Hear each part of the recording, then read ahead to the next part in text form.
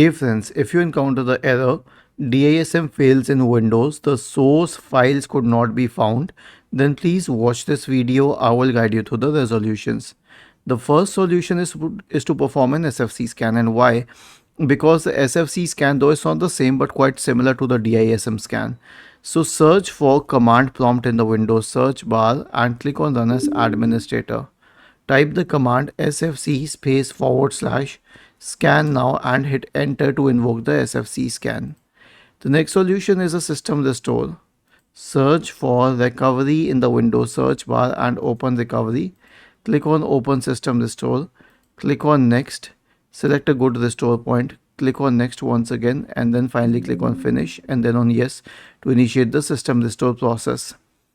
And the last solution is a cloud reset. Why? Because if both of these solutions didn't work, we cannot do anything else. Right click on the start button and select settings from the menu. Go to the system tab on the list on the left hand side. In the right pane, select recovery. Click on reset PC, remove everything and then on cloud reset. Was this helpful?